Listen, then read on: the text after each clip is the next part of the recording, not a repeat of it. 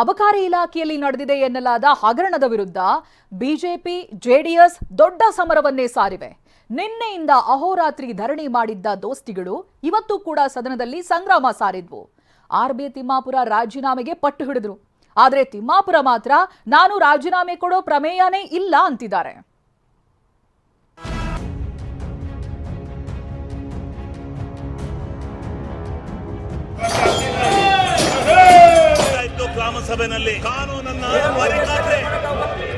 ಅಬಕಾರಿ ಇಲಾಖೆಯಲ್ಲಿ ನಡೆದಿದೆ ಎನ್ನಲಾದ ಹಗರಣದ ವಿರುದ್ಧ ವಿಪಕ್ಷಗಳು ಮಹಾ ಸಮರವನ್ನೇ ಸಾರಿವೆ.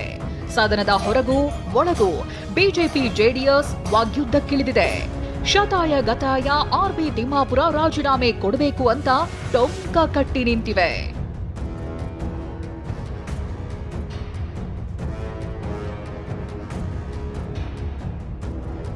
ಅಹೋರಾತ್ರಿ ಧರಣಿಯಾಯಿತು, ಇದೀಗ ಸದನದಲ್ಲೂ ಸಮರ.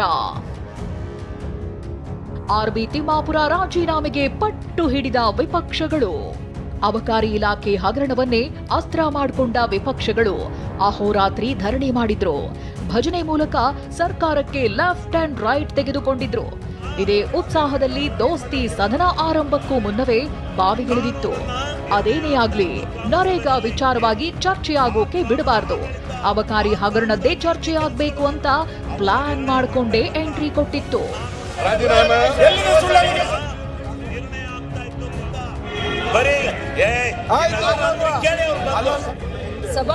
ಸದನ ಆರಂಭದಲ್ಲೇ ವಿಪಕ್ಷ ನಾಯಕ ಆರ್ ಅಶೋಕ್ ತಿಮ್ಮಾಪುರ ರಾಜೀನಾಮೆ ಕೊಡ್ಲೇಬೇಕು ಅಂತ ಪಟ್ಟು ಹಿಡಿದ್ರು.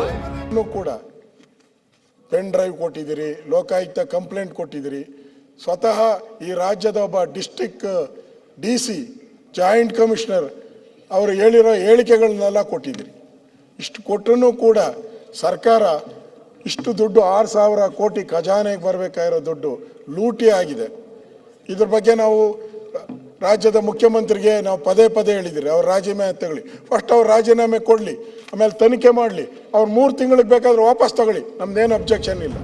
ಇನ್ನು ಮುಂದುವರೆದು ಮಾತನಾಡಿದ ಆರ್ ಅಶೋಕ್, ದೆಹಲಿ ಕಾಂಗ್ರೆಸ್ಗೆ ಕರ್ನಾಟಕ ATM ಆಗಿಲ್ಲ, ರಿಸರ್ವ್ ಬ್ಯಾಂಕ್ ಅಂತ ಗುಡುಗಿದ್ರು.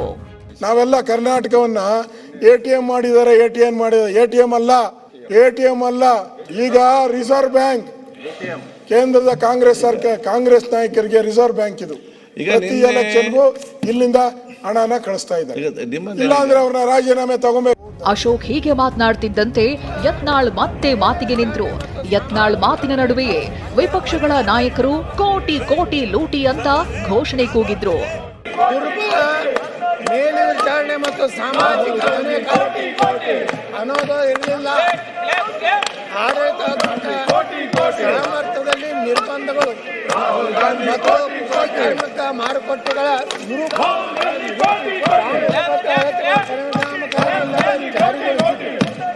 ಈ ಎಲ್ಲ ದೃಷ್ಟಿಕೋನದಿಂದ ಇವತ್ತು ಕೇಂದ್ರ ಸರ್ಕಾರ.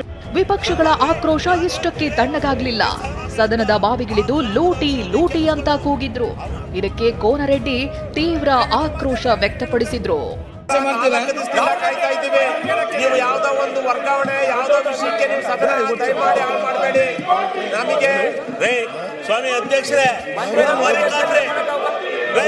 ಇವ್ರನ್ನ ಹೊರಕಾಕ್ರೆ ಸನ್ಮಾನ್ ನಾನು ಹೇಳ್ತಿದ್ರೆ ಈ ಸದನ ಹಾಳು ಮಾಡ್ತಾವ್ರೆ ನೋಡಿ. ನೀವು ಇಲ್ಲಿ ಬಾವಿಗೆ ಬಂದಿದ್ದೀರಿ, ಪ್ರತಿಭಟನೆ ಮಾಡ್ತಿದ್ದೀರಿ. ಇವ್ರನ್ನ ಹೊರಕಾಕ್ರೆ ಸನ್ಮಾನ್ ನಾನು ಹೇಳ್ತಿದ್ರೆ ಈ ಸದನ ಹಾಳು ಮಾಡ್ತಾವ್ರೆ, ಹೊರಕಾಕಿ ಹೇಳ್ತೀನಿ. ಇಲ್ಲಕ್ಕೆ ಅವ್ರು ಡ್ಯಾನ್ಸ್ ಮಾಡೋ ಕಾರ್ಯಕ್ರಮ ಮುಗಿಯಲಿ,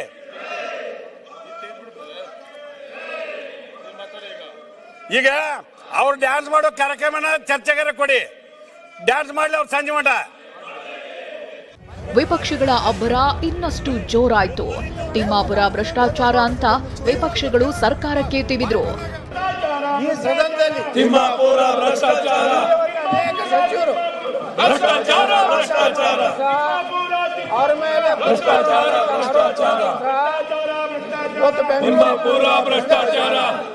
ಸಾಕಷ್ಟು ಭ್ರಷ್ಟಾಚಾರ ಅದರ ಬಗ್ಗೆ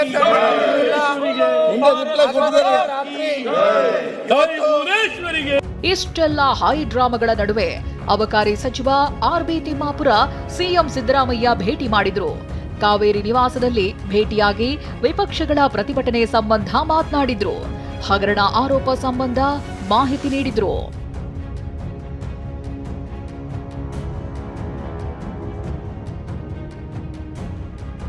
ನಾನು ರಾಜೀನಾಮೆ ಕೊಡುವ ಪ್ರಮೇಯವೇ ಇಲ್ಲ ಎಂದ ಸಚಿವ. ವಿಪಕ್ಷಗಳ ಆರೋಪಕ್ಕೆ ಕಿಡಿಕಾರಿದ ಅಬಕಾರಿ ಸಚಿವ ತಿಮ್ಮಾಪುರ, ನನ್ನ ವಿರುದ್ಧದ ಸಾಕ್ಷ್ಯಗಳು ಏನಿವೆ? ನಾನು ರಾಜೀನಾಮೆ ಕೊಡೋದಿಲ್ಲ ಅಂದ್ರು.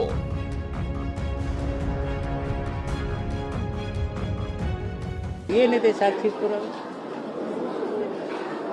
ಇಂಥ ರಾಜಕೀಯ ಷಡ್ಯಂತ್ರ ರೂಪಿಸಿ ಸರ್ಕಾರದ್ದು ಹಾಗೂ ನನ್ನ ತೆಜೋದು ಮಾಡೋಕ್ಕೆ ನಾನು ಅವಕಾಶ ಕೊಡೋದಿಲ್ಲ.